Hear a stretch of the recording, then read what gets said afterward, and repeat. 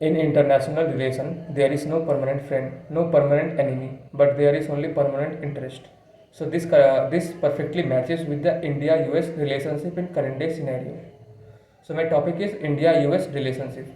If I talk about some historical background, in the pre-Cold War era, India got tilted towards USSR, currently called Russia, because of the friendship treaty and the support which was provided by Russia, or we can say USSR, against Pakistan in 1971 war.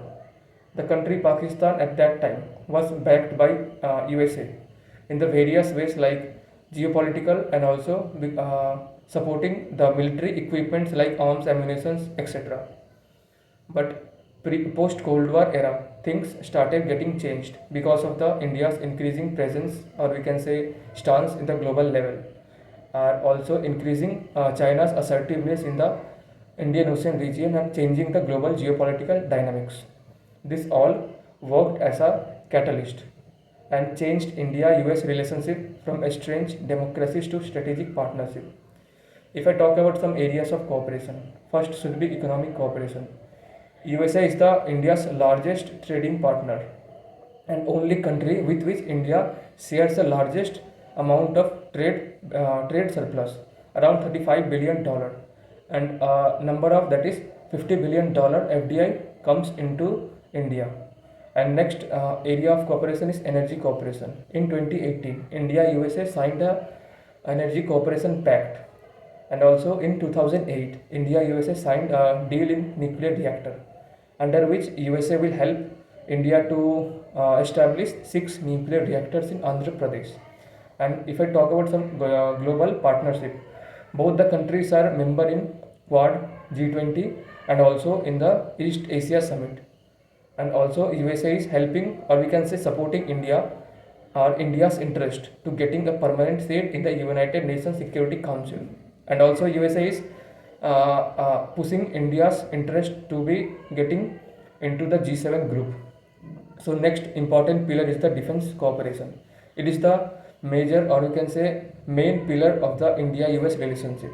In 2005, India-US signed a major defense agreement. After that, in 2014, India was the India was the country which imported largest arms and ammunition from USA. After that, with USA, India shares largest number of military exercise, that is Yuddhavyas, Vajra and Malabar maritime exercises. And India-US has also signed 4 major defense agreements in the areas of communication, sharing technologies, and using one another's defense bases. Those agreements are Jisomia, Lemua, Kumkasa, and Beka.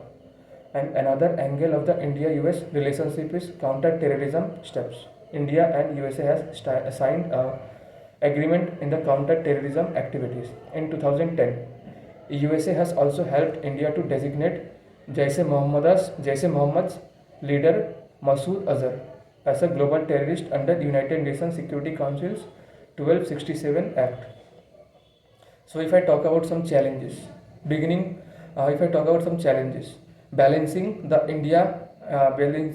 the USA at the one side and Russia at the one side is the major challenge in the upcoming scenario, or we can say in the today's scenario. At the one side, USA is putting pressure on India to decrease the oil imports from Russia. At another side, USA is helping Pakistan by economically and also providing F-16 fighter jets improvement, or we can say updation program.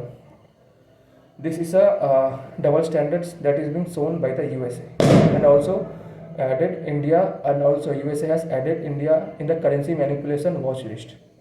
At the one side, USA is giving lectures continuously on the human right violations that has been happening in the India. But at the another side, USA is also experiencing human rights violation in their country also.